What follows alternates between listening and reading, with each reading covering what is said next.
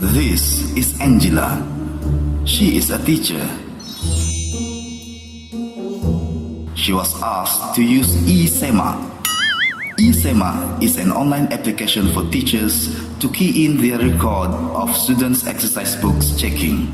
This application can be accessed by administrators and parents to check on how the students are progressing. So she thinks, Ooh, this application is very useful. Then parents can know that their children did not complete their homework. And my boss will know how hardworking I am. on the other hand, But the internet access in my school is a nightmare. although she knows that this is a useful application, she thinks that it is going to be a hassle to use it given her situation. Being an obedient workforce for the ministry, she accepted the technology. And this is Gary. He has been dreaming of the new ePhone 27X. The new ePhone 27X is the most anticipated smartphone of 2018. I think this phone has the same feature as any other phone. Hey, wait! It is ePhone 27X! How awesome is that? Woo! I don't think it's that easy to use. Just like the other pineapple phones. But it is an ePhone! Awesome! But still, he buys it.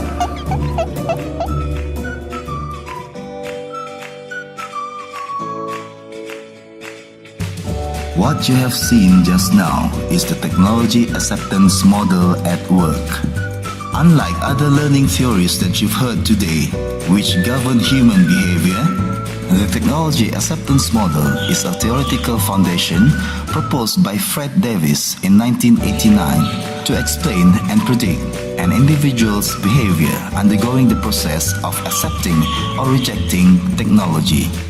It starts with two external variables, perceived usefulness and perceived ease of use. At the perceived usefulness stage, the subject will assume the advantages of the technology relative to what the expectations are. The perception can either positive or negative. In the case of Angela, her perception of usefulness is positive. Another variable is the perceived ease of use. Here, the subject will assume the amount of effort needed to utilize the technology. In our example, Angela has a negative perception. The model indicates that the perceived ease of use will impact the perceived usefulness directly. Both variables will influence the subject's attitude towards using the technology, which will then translate into the behavioral intention to use a technology. This stage will determine whether the subject will actually use the technology or reject it. Now, let's look at Gary. He was overwhelmed by his perceived usefulness over the piece of technology he desired. This has caused him to bypass the attitude toward using stage directly to the behavioral intention to using stage. This model clearly shows that this is a possible occurrence. It is now important for teachers in the 21st century to be able to gauge our students' acceptance towards the use of technology in our teaching and learning.